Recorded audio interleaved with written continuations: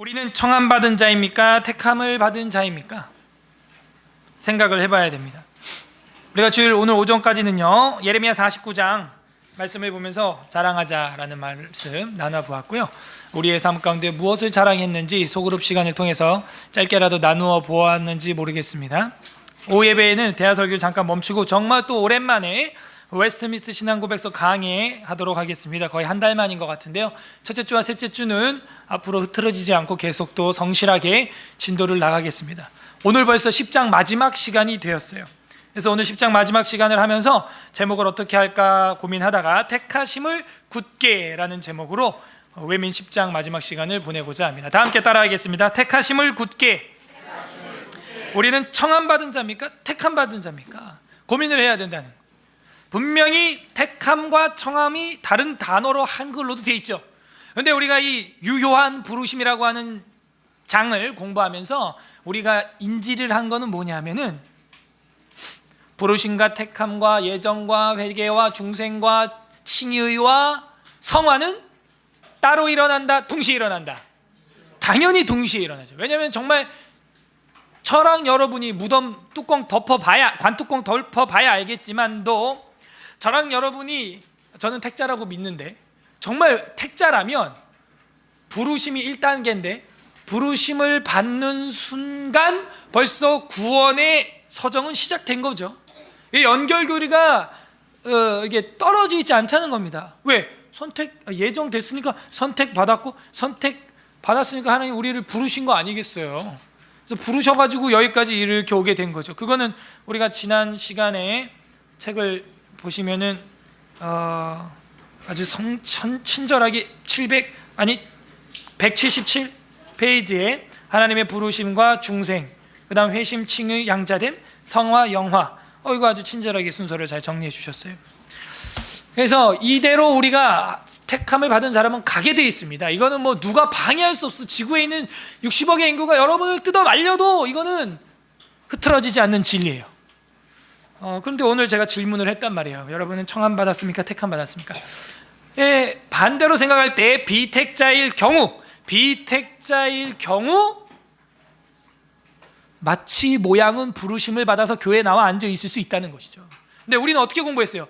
부르심과 중생과 칭의와 회개와 이거 다 하나라 그랬잖아요. 그러니까 우리가 오해할 수가 있는 거예요. 부르심과 모든 게 하나니까 여기 부르심 받아 왔으면 저 사람은 무조건 다 구원 받는다, 그렇게 오해할 수가 있다는 거죠. 그건 아니라는 거예요. 청함만 받은 사람도 있을 수 있다는 거예요. 그래서 부르심은 용어를 우리가 믿는 자 안에서 쓸 때는 택자들의 부르심이란 이거는 구원의 확정이에요. 콜링이. 그런데 비택자도 부르심이 있답니다. 부르심이 있는데 구원까지 못 이르죠. 왜? 비택자기 때문에. 그래서 그 사람들에게는 그냥 청함에서 끝나는 거예요. 그 부르심은 청함에서 끝나는 거예요. 그래서 오늘 본문에 청함을 받은 자는 많되, 청함이 뭐예요? 영어로 콜링이라고 똑같이 돼 있어요. 부르심이라고 청함. 근데 택함을 입은 자는 적으니라. 왜냐하면 선택은 벌써 그 전에 태초에 하나님이 선택을 해놨기 때문에. 순서가 그래요. 자, 그래서 우리가 이제 10장 안에서만 좀 복습을 해보면 바뀌어가지고 이게 번호가 안 나오네. 옛날엔 이게 번호가 나왔거든요. 지금 몇 항? 4항을 벌써 들어갔네. 지금 우리가 오늘 하는 게 몇 항이에요? 4항이죠. 네, 4항. 그러니까 쭉 넘어가서 옛날엔 이게 미리 보기가 됐거든요. 이렇게 미리 보기가 안 되면 발제자들이 불편한데 얘네들이 프로그램을 마음대로 또 이렇게 만들었어요, 지금. 자, 근데 많이 확실히 부드러워졌어요. 그래서 똑같은 그 부르심이라고 다 구원받는 건 아니다라는 걸 제가 지금 모두에 말씀을 드렸습니다. 자, 그 다음에 이제 4항으로 우리가 들어가겠습니다. 4항이 이제 10장의 마지막 항이 되는 겁니다. 복습을 또 하라고. 복습은 뭐 효과적인 부르심 1항에 나왔던 거 예정하시고 효과적으로 그 말씀과 성령으로 우리 죄와 사망에서 부르셔서 구원하시고 깨우쳐서 하나님의 일들을 이해하기예요. 이것도 하나님의 은혜 아니면 이해 못합니다. 성령의 조명하심이 아니면. 그래서 우리 마음을 어떻게? 부드러운 마음 하나님이 주셨다. 그리고 전능하신 능력으로 선한 것을 결심하게 하죠. 우리는 원래 악한데 결심하게 한다는 거예요. 그래서 효과적으로 예수 그리스도께로 예수님께로 이끄신다. 그렇지만 그 은혜로 말미암아 기꺼이 나오게 있을 수 있는 것, 그것이 우리가 자유롭게 나오는 것이죠. 이끈다 그래서 억지로 하나님 우리를 이끌고 가는 게 아니다. 그게 또한 자유로운 것이다. 원래. 자, 유효한 부르심의 전적인 은혜성. 그래서 이 부르심은 다 은혜다. 그렇죠. 부르심은 하나님의 값없고 특별한 은혜로 한 것이 결코 사람 안에 있는 어떤 걸 보고 하나님이 선택한 게 아니다. 그래서 우리가 믿는 예정은 무슨 예정? 이중 예정. 누가 또 예지 예정 했어 지금? 그럼 다시 처음부터 해야 돼요. 예지 예정은 뭐예요? 하나님이 저 사람이 착할 줄로 태초에 알고 저 사람을 구원하려고 정했다. 이게 예지 예정이에요. 이것의 아주 치명적인 결함은 뭐라고요? 예지 예정의 치명적인 결함은 그러면은 구원에 있어서 뭐가 또 더해지는 거예요? 그 사람의 착한 행동, 그 사람이 착할 줄로 태초에 하나님이 알고 2016년에 선택을 했다. 아니 2016년에 착할 걸 알고 태초에 선택을 해서 이끌어왔다. 그러면 그 사람의 착한 행동이 구원에 더하기가 되는 거예요. 그러면 100% 완벽한 순도의 하나님의 구원이 아니라 인간의 노력이 더해지는. 이걸 무슨 주의라 그랬어요? 역시 열심히 하니까. 알미니안주의. 알미니안주의들은 그런 거예요. 그래도 내가 반응해야 된다. 내가 믿어야 된다. 이게 감리교 교리예요. 하나님이 나를 콜링 하셨지만 내가 믿어야 된다. 내가 그래서 하나님께 은혜로 동참해야 된다. 협력해야 된다 하는 거예요. 협력. 그래갖고 함께 하나님과 이 구원을 이뤄가야 한다. 은혜에 사람이 동참하지 않는다고 말하지 말라. 은혜에 사람들도 동참한다. 협동을 이야기하고 협동. 이것을 기독교로 들어온 그 사상이 있는데 그게 바로 칼 바르트예요. 그 에스라하우스에서도 자꾸 노 목사님이 이제 그 교단을 나오셨기 때문에 장시인데 칼 바르트 글을 계속 이렇게 좋은 것만 빼서 올리시는데 그렇지 않아요. 여러분 공부하셔. 도서관 뭐 가서 공부해 보시면 책에 다 나와 있어요. 뭐 영어로 된 책, 한글로 된 책, 번역된 책 다 있으니까요. 근데 제가 감히 이제 어르신이고 선생님이시니까 제가 말씀 못 드리고 저희 교단에서는 칼 바르트 그 사람 취급을 안 합니다 거의. 그래서 장신대에서는 아주 시대의 신정통주의자다 해가지고 지금 학교에서 엄청 뛰어났기 때문에 칼빈 다음으로 칼 바르트로 이렇게 해놨어요. 근데 제가 쉽게 여러분한테 답을 주기 싫어요 사실. 여러분이 고민 많이 해야 돼요. 왜 어떤 목사님은 우리 담임 목사님은 칼 바르트 그렇게 안 좋다 그러는데 왜 누구는 이렇게 좋다 그럴까? 여러분이 책 보고 이제 공부하고 리포트를 써봐야 돼. 그러면 뼈저리게 느낄 거예요. 다 된 밥 제가 드릴 수도 있어요. 제가 이번 학기에 그걸 전공을 했으니까. 근데 이건 정말 땀 흘리면서 여러분이 공부를 해봐야 돼요. 그 한글로 된 책 중에서 바르트와의 대화라는 책이 있습니다. 그 바르트와의 대화라는 책 검색해도 안 나옵니다. 도서관에 가서 대화자는 한자로 쳐야 나와요. 바르트와의까지는 한글이고 대화가 한자로만 돼 있어요. 그래서 바르트와의 대화라는 거를 치면 이제 영어로는 그게 뭐라고 돼 있지? 바르트 테이블 톡 이렇게 돼 있어요. 거기 이제 번역된 게 다행히 있는데 거의 도서관에 없고 여기 총신대학교에 딱 한 권 있어요. 딱 한 권. 한글로 된 게. 뭐 다른 우리 국립대학교는 그 국립도서관 큰 데는 뭐 있을 수 있지 않을까 싶은데요. 거기 학생들이랑 그 바르트라는 사람이 대화한 거. 뭐 이런 거 저런 거 보면 된다니까요. 제가 저번에도 한번 잠깐 말씀드렸지만 그 사람은 이런 얘기를 해요. 우리는 협력에 동참한다. 구원의 협력에 동참하고 심지어 마리아 같은 사람은 공동 구속자다. 이런 말을 한단 말이에요. 그런 거 우리는 받아들일 수 그 바르트 입에서 나온 이야기예요. 영어로도 있고 한글로도 된 책이 있어요. 둘 다. 그런 책이 있는 줄도 모르죠. 바르트 학회에 가면요. 바르트는 뭐 슐라이마허는 부활을 안 믿었어도 바르트는 부활을 믿었다. 뭐 이런 말을 하고 있어요. 제가 책을 지난주 한 주 내내 본 결과 바르트도 부활을 안 믿었어요. 이 사람이 부활이라고 말할 때는 신앙 안에서 일어났다 이렇게 이야기를 하는데 우리는 신앙 안에서 일어났다고 하는구나 이렇게 생각하는데 그 사람은 그런 개념이 아니에요. 우리가 말하는 성령 충만하고 오순절 계열의 성령 충만이 개념이 다르죠. 그 사람들은 랄랄라 훌랄라 이거야. 막 보인다 막 이래야 돼. 우리 서울예술학교에서 성령 충만 말하면 그런 거예요? 용어는 같은데 뭐가 다르다? 개념이 다른 거예요. 이게 더 무서운 거예요. 그러니까 사람들이 그 사람이 부활을 신앙적으로 그건 실제 있었다 이런 말하면 있었다는데 뭘 없다 그래? 그래서 물어봐. 그러면 실제 있었다는 얘기는 2000년 전에 우리가 카메라가 있으면 부활한 거 예수님 그 장면 신비로운 그 장면 찍을 수 있냐 없냐? 그러면 그렇게는 못 찍는다. 신앙 안에서 그렇게 믿어진다는 거다. 이해가 돼요 이게 지금? 이거는 철학적 개념 아니면 이해가 안 되는 또 하나의 그 환상인 거예요. 무슨 소리야? 부활 일어났다며? 일어났다고. 신앙적이라며? 신앙적 믿어진다며? 믿는다며? 믿는다고? 근데 지금 내가 카메라를 들고 2000년 전에 가서 예수님 무덤에서 나오는 거 카메라로 딱 찍으려 그러면 못 찍는다고? 못 찍어 그건. 그걸 실제로 역사 속에서 그걸 다 증거를 찾으려고 하면 안 돼. 그런 건 신앙은 버팀목이 필요 없다 이렇게 말해요 그 사람은. 고로 성경이나 역사나 이런 걸 의지할 필요도 없는 거야. 믿는 거야 그냥.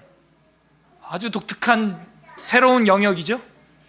그러니까 이게 사람들은 그런 개념이 없으니까 믿었대 부활 이러고 따라가는. 아니 난 그게 아니라고. 신앙 안에서 믿어진다고. 그러니까 becoming이 되는 거예요. 믿어지는 거, 되어지는 거지 이었다가 아니에요. 역사가 아니에요 그 사람한테는 실제적. 그것도 몰라 그 사람이 무슨 말을 했는지. 그 사람은 그리고 마리아교라니까. 마리아 자기가 천주교 신학자라면 왜 마리알로지를 안 하는지 이해를 못하겠다. 티올로지가 아니라 마리알로지. 이걸 하면 대박인데 천주교 자기가 신부라면 자기는 여기에 전무하겠다. 왜 이 부분을 더 깊이 파지 않는지 알지 못하겠다. 그런 얘기를 한다는 거예요. 제가 무슨 얘기하다가 여기까지 왔어요? 예정 이야기를 했잖아요. 예정. 그러니까 이 칼바르트 같은 사람도요 사실은요 부활 이런 거 믿지 않아. 그리고 자신이 그러니까 이 칼바르트 같은 사람은요 부르심을 입은 청함받은 자에 불과해요. 제가 볼 땐 그렇습니다. 그래서 우리들이 공부를 하는데 굉장히 이 신학 분과가 엄청 넓어요. 엄청 넓어요. 제가 볼 땐 이거 죽을 때까지 손도 못 대보고 죽을 분과가 되게 많아요. 분야가. 이전에는 뭐 성경 다 아니까 뭐 다 하면 되지 뭐 그냥. 그게 아니라 그 첨예한 논쟁되는 분야로 들어갈 때는 그 세세한 분야가 일반 학문처럼 그 뭐 팔이 뒤꿈치 셋째 발톱 붙들고 뭐 연구하는 것 마냥 그 정도 수준이에요. 신학도 보니까. 그래서 이게 조금만 우리가 모르는 분야에서는 그냥 훌떡훌떡 넘어가는 거예요. 그래서 전폭적인 은혜다. 알미니안 이야기하면서 제가 그랬죠. 그러니까 그 사람도 이런 얘기하잖아요. 협력, co-redeemer 이런 말을 해요. 그러니까 co-operation, co 뭐 하면 함께 뭐 이런 뜻이잖아요. 마리아는 예수님과 공동 구속자다 이런 말을 정확히 합니다. 2번이나. 충격이죠. 몰라 근데 지금 쟤네들은. 와, 그게 좋은 것만. 그리고 신정통주의래. 왜 정통주의라 신정통주의라 그러면 원래는 슐라인마우라는 사람은 자유주의자였어요. 그 스승되는 그 전 세대 사람들이 유럽에 막 자유주의 신학이 막 창궐하고 이거 성경 쓰레기 이거 전부 이거 신화 설화야 이거 썰이야 썰 어떻게 창조를 슈르르릉 하고 6일 동안 말도 안 돼. 너무 이쪽으로 가니까 이 칼바르트는 아버지도 목사님이고 자기도 신학자 집안에서 태어난 사람이기 때문에 이건 좀 너무 부인하는 건 너무 심한 부정이다. 최소한 좀 어느 정도 몇 개 믿는 건 있어야 되지 않냐. 근데 믿으려니까 이 사람 어떻게 믿어요? 그걸 또 그냥 역사 그대로 이게 믿기는 좀 그러니까 신앙 안에서 되어진다 그냥 이렇게 하자 해서 그럴 때는 성경도 계시가 된다 뭐 이런 거예요. 계시다가 아니에요. 계시라고 말합니다. 근데 우리가 말하는 계시랑 개념이 달라요. 계시가 된다, 되어질 때가 있다라는 거예요. 그러면서 이제 마리아가 공동 구속자다. 그리고 함께 그 구원을 이뤘다. 그 완전 알미니안주의죠. 그러면은 마리아는. 그리고 우리도 그렇게 동참해야 된다. 그 구원에 함께. 사람에게서 무슨 선한 것이 날 수 있어요? 우리가 어떻게 구원을 이룰 수 있고 구원의 활용점정이라 그러나? 그걸 찍을 수 있단 말입니까? 점 하나라도. 그거 안 되는 거거든요. 근데 우리 보고 거기 동참하라는 거예요. 동참. 칼빈이 말하는 건 그게 아니에요. 칼빈이 말하는 거는 우리의 구원이 있는데 하나님이 구원 주셨어요. 자, 여기 볼펜 받아라. 이렇게 받잖아. 그죠? 그러면은 구원을 주신 분은 일제야. 비싼 건데. 그 구원을 주신 분은 하나님이지만 받는 건 내 손이잖아요. 칼빈이 말할 때 이 손은 나의 공로가 아니죠. 이건 그냥 받는 거지. 내가 손을 내딛는 노동을 했고 공로가 있으니까 구원받을 만한 자격이 돼. 내가 그만큼 칼로리를 소비했어. 그렇게 생각 안 하거든요. 그러니까는 믿음이라는 것은 그렇게 그냥 수납하는 손에 불과한 것이죠. 그래서 유효한 부르심에서 이 전적인 은혜성 계속해서 강조해도 부족함이 없는 교리입니다. 자꾸 우리 인간이 조금이라도 고개를 들고 하나님께 올라가려고 그러는데 그러면 안 됩니다. 값없이 특별한 은혜로 우리가 받은 것이지 사람이 어떤 것을 미리 보시고 하나님이 한 것이 아닙니다. 성령으로 말미암아 소생케 하시고 새롭게 하시고 우리를 부르심에 응답할 수 있는 마음까지도 하나님이 전달해 주신 것이죠. 그다음 우리가 지난달에 11월 첫째 주에 보고 마친 겁니다. 약한 자들에 대한 하나님의 부름 하면서 영아기의 죽음에 대해서 참 어려운 부분이었죠. 어려운 부분이라고 피하지 말고 한번 용기를 내서 우리가 가지고 있는 성경 계시 안에서는 다 한번 살펴봤었습니다. 그래서 하나님께서 우리한테 지혜를 주신 게 이거예요. 그 아이도 하나님이 택한 택자라면 구원하신다. 그 순간 어떤 지적 장애가 있는 우리 친구라고 할지라도 어느 순간 하나님의 말씀이 들어가서 그 아이가 순간 거듭났을지 외형적으로는 여전히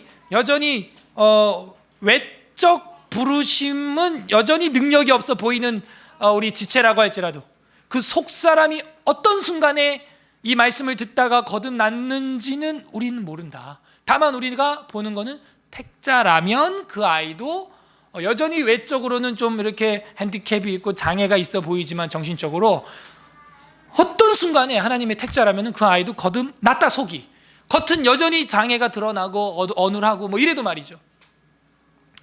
그래서 우리한테는 그런 믿음이 있습니다. 약자들에 대한 하나님의 부르심, 영아기의 유아기의 아이들도 마찬가지고 오늘 스크린이 작은데요.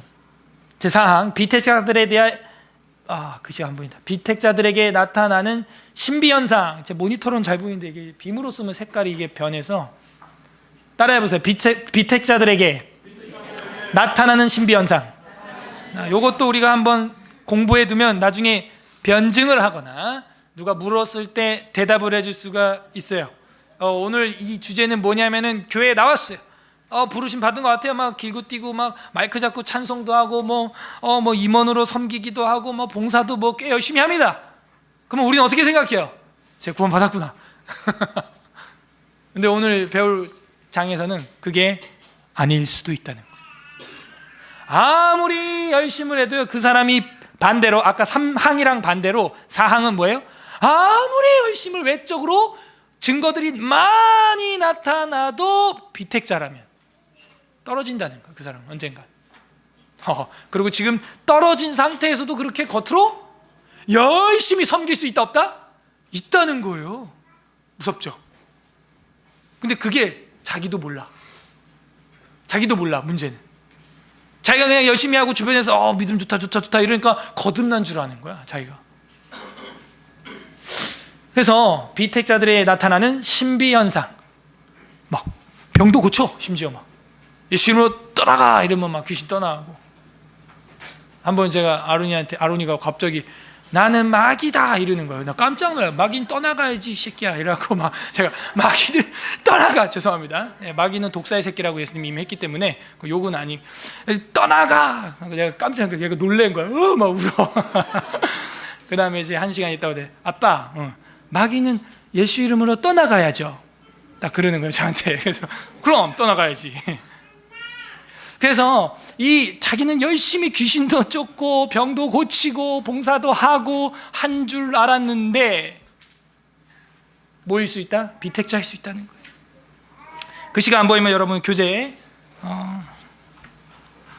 185페이지를 보시고 다 같이 읽어보겠습니다. 택함을 시작. 택함을 받지 못한 다른 사람들 비록 그들의 말씀에 전도에 의하여 부르심을 받은 성령의 어떤 일반적인 역사들을 체험할지라도 그들은 결코 그리스도에게로 참되게 나오는 것이 아니며 그러므로 구원받을 수가 없다. 또한 기독교 신앙을 신봉하지 않는 사람들은 어떤 다른 방법으로도 구원받을 수 없으며 그들이 본성의 빛과 그들의 신봉하는 종교의 계율을 따라서 그들의 생활을 열심히 꾸려나간다고 할지라도 구원받지 못한다. 그리고 그들이 구원받을 수 있을지 모른다고 단언하며 주장하는 것은 아주 유해하며 가증된 일이다. 이 주장을 로만 카톨릭은 지금도 하고 있죠.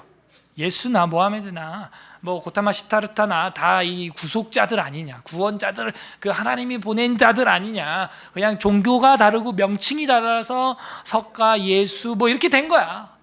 그냥 나 믿으면 똑같이 그거야. 가증한 일이지. 벌써 이 500년 전에도 이런 개념을 가지고 있었다는 겁니다. 그럼 하나하나 볼까요?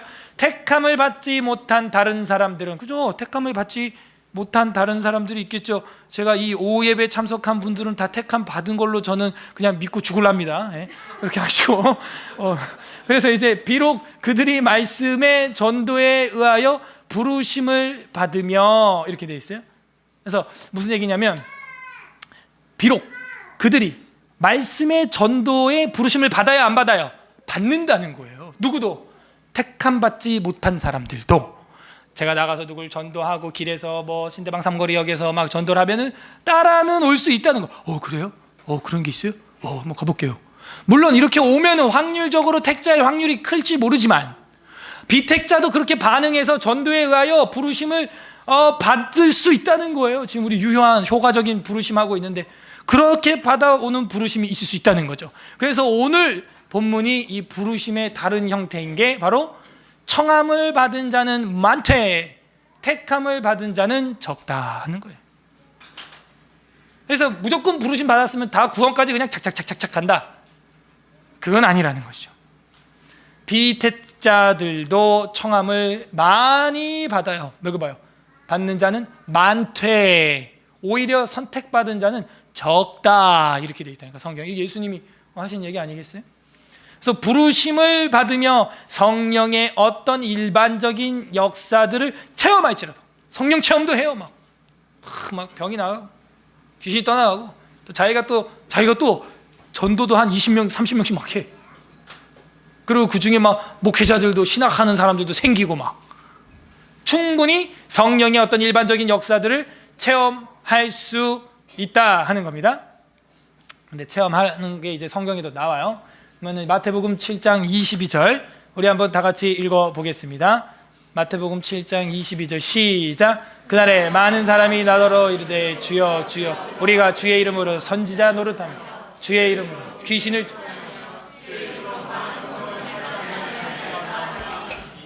이 정도 능력이면 거의 뭐 부흥 강사 내지는 대형교회 목회자 될 만한 사람 아닌가요? 오늘날로 치면.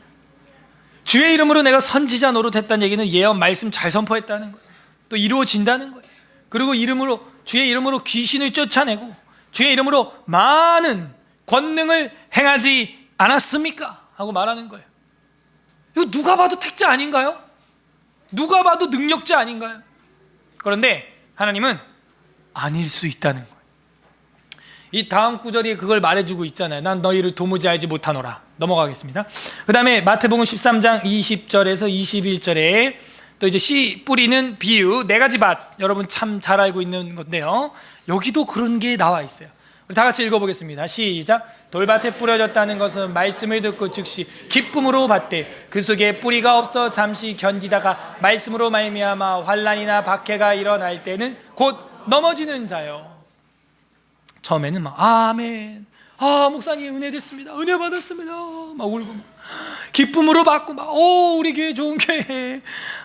제가 옛날에 김포 살 때는요, 어떤 교회 저희 집사람이 잠깐 갔는데 뭐 데모하는 줄 알았대. 교회에서 일단 가면은 담임 목사님이 앞에서 딱 구호를 외치면서 우리 교회 합니다. 좋은 교회, 우리 교회 하면 좋은 교회. 그래서 그때 저희 김포에 살 때 그 교회가 동네에서 제일 컸는데 저걸 우리 교회도 도입을 해볼까 제가. 저게 좀 이게 영향이 가겠습니까? 그렇게 막 다짐을 하고 막 서로 좋은 교회, 우리 교회 좋은 교회 하고. 그래서 처음에 막 그렇게 기쁨으로 받았는데 그럼 누가 봐도 저 사람은 부르심 받은 사람 같죠. 참 저렇게 교회 좋은 교회라고 외치고 정말 기쁨과 즐거움이 넘치는구나, 누가 봐도 은혜로운 사람이다 했는데 그 속에 뿌리가 없어요. 그래서 이 꽃도 꽃꽂이한 게 있고 진짜 뿌리 있는 화분꽃이 있는데 이 꽃꽂이가 어떻게 보면 더 화려하죠. 근데 뭐가 없어요? 뿌리가 없어. 잠시 견디다가 말씀으로 말미암아 환난이나 박해나 어려운 일이 터지면 넘어가고 나간다는 거예요. 그래서 우리도 우리 믿음 안에서 그냥 교회에서 열심히 봉사를 하고 해야겠지만 그렇게 하다가도 갑자기 없어지는 사람들이 있어요. 갑자기 믿음을 떠나서 완전 세상으로 나가는 사람들이 있어요. 그러면요, 그 사람들은 이런 부류였구나. 4가지 밭 중에서 옥토, 길가, 가시, 돌짝밭. 돌짝밭이었구나. 이해를 하면 돼요. 저희 교회에서 말씀을 배우고 그렇게 좋다고 하고 신학까지 막 하겠다 그러고 그러다가 나가가지고 온몸에 그냥 문신을 하고 돌아다니는 그런 애가 있어. 제가 사랑하는. 그리고 지금 어디로 가는지 죽었는지 살았는지 알지도 못하겠고. 충격이죠. 저랑 신학을 같이 하겠다고 그렇게 했는데 군대를 딱 가더니 제대하고 왔고 저 얼굴 딱 보고 하는 얘가 형이니까, 현우야 하나님 살아있는 거 증명해봐.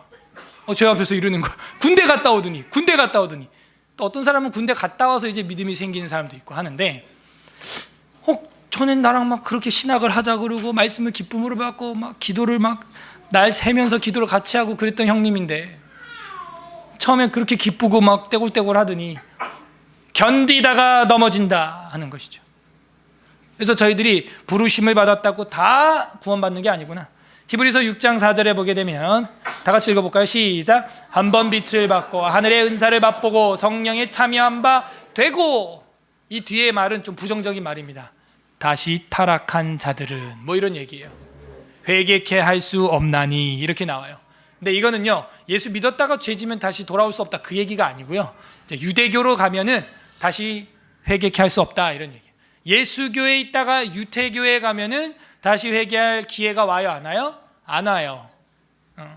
거기에 메시아가 안 오기 때문에 유대교에 계속 365일 있으면 거기서 그냥 죽는다는 거예요. 유대교 나와야지. 다시 회개케 할 수 없습니다. 메시아가 안 오니까. 그래서 한번 은혜를 맛보고도 이렇게 나가는 사람들이 있다 하는 거예요. 성경이 계속해서 비택자들의 신비 체험 이야기를 하고 있습니다. 그렇게 역사들을 체험할지라도 그들은 결코 그리스도에게로 참되게 나오는 것이 아니며, 이 참되게라는 말 나올 수는 있다는 얘기죠. 근데 이게 진짜 아까 우리 새가족 시간에 기도도 공부했지만 진실한 기도냐, 간절한 기도냐, 진실한 기도냐, 이런 거는요, 그 태도에서 하나님이 보고 판단할 일이죠. 마찬가지로 부르심을 받아가지고 나왔지만 이게 정말 참되게 내가 부른 택자로서 여기 나와 있는 거냐, 아니면 사교 때문에 놀러 나온 거냐 보이는 것이죠. 그래서 그런 사람들 체험하고 이렇게 하는 사람들인데 택함 받지 못한 사람들은 참되게 나오는 것은 아니다. 그러므로 구원받을 수가 없다 하는 거예요. 참되게 나온 게 아니기 때문에. 우리도 여기 오후 예배는 저는 다 참되게 나왔다고 저는 믿고 죽으려니까 그렇게 하시고 우울한 생각하기 싫으니까, 그래서 참되게 나오는 게 아니다. 좀 길다. 6장 64절에서 66절 요한복음. 그러나 너희 중에서 믿지 아니하는 자들이 있느니라 하시니 이는 예수께서 믿지 아니하는 자들이 누구며 자기를 팔 자가 누구인지 처음부터 아심이라. 예수님은 하나님이시니까 차라리 저는 모르니까 속 편해, 그죠? 누가 택자고 비택자인지 저는 모르니까 속 편한데 예수님은 다 알고 있는 거야. 내가 떡을 주는 자라, 떡을 지금 잡은 자라, 먹는 자라 다 얘기해 주는 거야.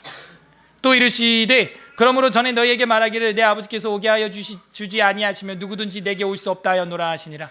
그때부터 그의 제자 중에서 많은 사람이 떠나가고 다시 그와 함께 다니지 아니하시려라. 왜? 자기가 지금 신이라고 이야기하니까 유대교들의 사상 속에서는 저 신성모독이거든요. 어떻게 사람이 그 신이라 그러냐, 육체가. 그래갖고 이제 이해를 못하고 떠나갔어요, 많은 사람들이. 그래서 너희 중에 처음부터 믿지 않는 애가 있다. 가롯 유다를 이제 지칭해서 이야기를 하는 거겠죠. 근데 12제자까지 가입을 했다니까요. 대단한 거예요. 그죠? 그 경쟁률이 얼마나 센데요. 그 밖에 70명 있고 그 밖에 5,000명 무리들 있고 이런데 그 12명 TO를 뚫고 들어왔는데 가짜가 있는 거예요. 돈놀이 좋아하는 사람이 있는 거예요. 그래서 참되게 나온 게 아니며 그러므로 구원을 받을 수 없다 하는 거예요. 이것도 이제 사도행전 4장,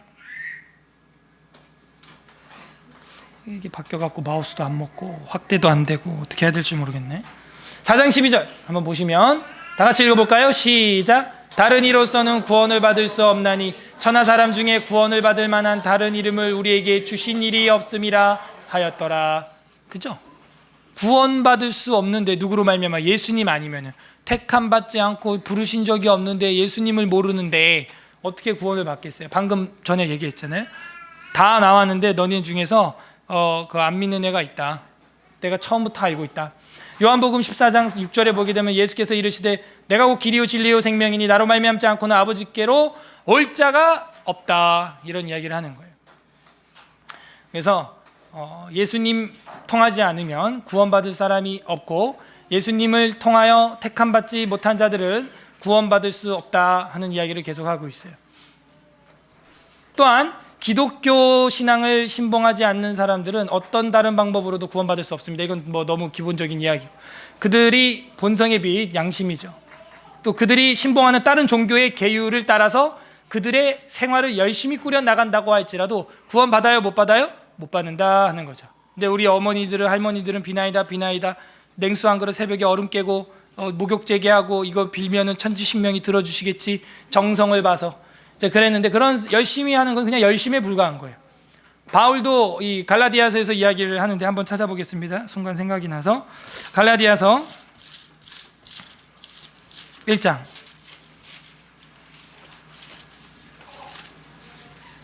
14절 302페이지 신약성경 302페이지 갈라디아서 1장 14절 내가 우리 다 함께 읽겠습니다. 시작. 내가 내 동족 중 여러 영갑자 유대교를 더 지나치게 열심히 있었으나 그랬죠? 영갑자 어르신들보다 더 나이 많고 연배 높으신들보다 내 조상의 전통에 더 젊은이로서 열심이었다. 근데 그 열심이 아무런 효력이 없었다. 바울이 지금 이야기를 하는 거예요. 여기 앞에 나와 있는 대로 그들의 생활을 열심히 꾸려나간다고 할지라도 구원받지 못한다라고 이야기를 하는 거예요. 요한 1서 1장 9절에서 11절 여기 보시게 되면 지나쳐 그리스도의 교훈 안에 거하지 아니하는 자는 다 하나님을 모시지 못하되 교훈 안에 거하는 그 사람은 아버지의 아들을 모시느니라. 누구든지 이 교훈을 가지지 않고 너희에게 나아가거든 그를 집에서 들이지도 말고 인사하지도 말라. 그에게 인사하는 자는 그 악한 일에 참여함이라 하는 거예요. 택함 받은 사람은 다 하나님을 모신다는 거예요. 그 여기서 주제는 뭐냐면 육체로 오신 예수, 육체로 예수님 오신 거 믿어 안 믿어 하는 거가 강력한 지금 주제인데 택함 받은 사람은 다 모신다는 겁니다. 그걸 믿는다는 것이죠. 하지만 그 외에 예수께서 육체로 오신 것을 예수님이 육체로 오신 것을 부인하는 사람들은 아무리 열심을 해도 아무리 생활을 열심히 종교 생활을 해도 구원받지 못한다.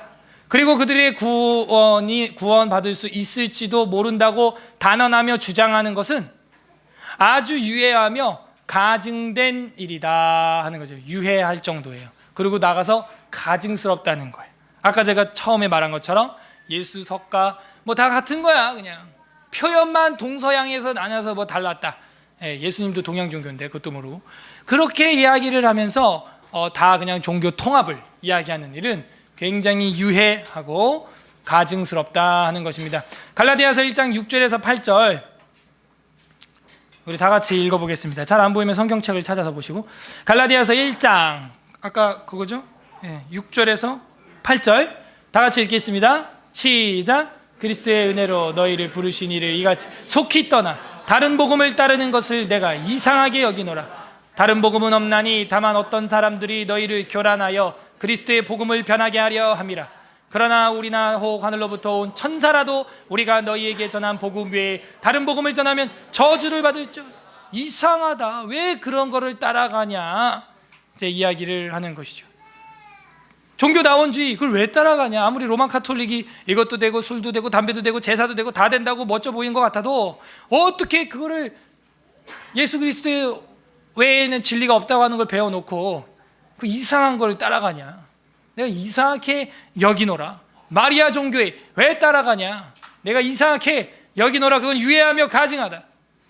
그래서 우리 아이들도 지금 뭐 동성연애에 대해서 개념도 많이 깨져 있고 뭐 학교에서도 뭐 선생님들이 그거는 인권 존중이야 이렇게 가르치는 선생님들이 지금 많아지고 있어요. 그러니까 아이들이 집에 와가지고 이야기를 하면 기독교 어머니 학부모들은 충격을 받는 경우들이 많이 있습니다. 뭐 그 젊은 교사들이 그 인권 존중이야, 그 비하하면 안 돼 사람을, 그 사람의 취향이야, 가증하면 유해한 건데, 종교에도 이제 그런 동성연애 같은 게 일어나는 거예요. 예수만 되는 거 아니야, 예수님 말고 다른 것도 돼, 부처님도 되고 다른 것도 돼. 유해하며 가증한 거죠. 이게 비택자들에게 나타나는 마지막 고백들이고, 그 비택자들이 또 능력까지 나타난다니까요. 신비현상까지. 그러니 안 따라갈 수가 있겠어요?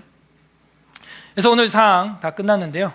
택함을 받지 못한 사람들은 이제 생각을 하면서 한번 읽어봐요. 비택자들, 비록 그들의 말씀의 전도에 의하여 부르심을 받으며 교회 올 수 있어요. 성령의 어떤 일반적인 역사들을 체험할지라도, 귀신도 쫓고 말이죠, 병도 고치고 선지자 노릇 할 수 있다 그랬죠. 그들은 결코 그리스도에게로 참되게 나오는 것은 아니며 청함받은 자는 많지만 택한 자는 적다. 그러므로 구원받을 수 없습니다. 또한 기독교 신앙을 분봉하지 않는 사람들은 어떤 다른 방법으로도 구원받을 수가 없으며, 그들이 본성의 빛과 그들의 신봉하는 종교의 계율을 따라서 그들의 생활을 열심히 꾸려나간다고 할지라도 구원받을 수 없습니다. 우리 기독교도 마찬가지예요. 다른 종교가 아니고 우리 기독교에서도 내가 열심히 한다고 구원받는다, 그것 아니라니까요. 그리고 그들이 구원을 받을 수 있을지 모른다고 하면서 단언하는 주장은 아주 유해하고 가증된 일이다. 아셨죠? 그래서 이제 누군가 물어볼 수 있겠죠, 여러분들한테. 그 친구 교회 나와서 진짜 열심히 하던데, 엄청 열심히 하던데, 그러면 그 뭐야? 이걸로 설명을 해주면 돼. 10장 4항으로 변증을 해주면 되는 거예요. 이런 게 있다. 교리가 이런 게 있고 성경이 이런 게 있다. 관련 구절들이 성경이 이런 게 있다. 말을 해줄 수가 있는 거예요. 자, 오늘은 여기까지 하도록 하겠습니다. 택하심을 굳게. 마지막 구절, 베드로후서 1장 10절 다 같이 읽겠습니다. 이거는 아마 없을 거예요, 책에. 제가 찾은 거니까 다 같이 한번 읽어볼까요? 베드로후서 1장 10절 시작. 그러므로 형제들아 더욱 힘써 너희 부르심과 택하심을 굳게 하라. 너희가 이것을 행한즉 언제든지 실족하지 아니하리라. 그래서 어떻게 하래요? 부르심과 택하심을 둘 다 굳게 하라. 그래서 그 둘 다 굳게 하는 방법이 이 윗절에 나왔는데, 신의 성품에 참여하는 자가 되라 이거예요. 그 지나쳐 엉뚱한 말 하지 말고 믿음의 덕을 덕에 지식의 절제를 절제의 인내를 하면서 사랑의 단계까지 가라. 그걸 힘써서 너희 부르심과 택하심이 헛되지 않게, 그게 굳어질 수 있도록, 이것을 행한즉 언제든지 실족하지 아니하리라. 자, 여러분에게도 이제 대안이 나왔죠. 내가 이제 부르심을 받은 것 같고 택하심도 받은 것 같은데, 정말 이것이 나 혼자 착각이 되지 않게 하기 위해서는 이렇게 하면 되는 거예요. 예. 이것을 행하면 되는데, 이것은 이 윗절입니다. 예. 7, 8, 9절에 나와 있을 거예요. 제가 방금 말한 믿음의 덕을 덕의 지식을, 그 단계, 신의 성품에 참여하는 단계, 그걸 행한즉 언제든지 우리는 실망하지 않고 실족하지 않을 수 있어요. 안전성을 느낄 수 있다는 거예요.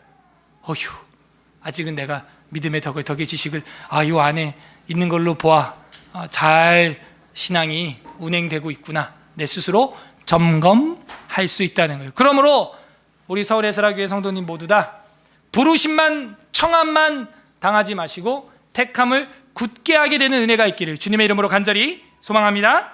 아멘. 우리 말씀을 생각하면서 함께 이 시간 기도하겠습니다. 자, 기도할 때 하나님, 저희를 택해 주시고 창세전부터 작정해 주시고 또 서울에스라교회로 부르셔서 청해 주셔서 여기 나오게 해주신 거 감사합니다. 저희들이 하나님의 이름을 들어 기도하며 하나님의 말씀을 전할 때 저희들이 교만하지 않게, 자랑하지 않게 해주시고 겸손하게 정말 부르심과 택하심을 굳게 하는 자 되게 하여 주시옵소서. 우리 그렇게 기도했으면 좋겠고요. 또 하나는, 하나님, 우리가 부르심은 받아서 교회는 마당을 밟고 앉아 있는데 정말 택함을 받은 자처럼 믿음의 덕을 덕해 주시길, 정말 사랑의 나라까지 구축을 하고 있는가?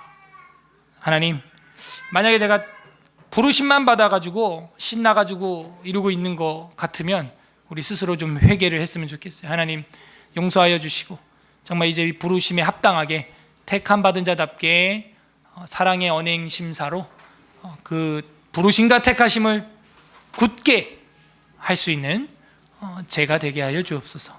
이렇게 두 번째는 또 하나님 앞에 회개와 간구하는 기도했으면 좋겠고, 마지막으로는 이 택하심을 굳게 해서 마지막 순간까지 우리가 요동하지 아니하고 일편단심 하나님만 바라보면서 이 인생을 잘 마무리할 수 있도록 성실하게 충성되이 흔들리지 않고 이탈하지 않고 끝까지 하나님 앞에 갈 수 있도록 우리 같이 여러분의 택하심이 굳게 되기 위하여 좀 기도했으면 좋겠습니다.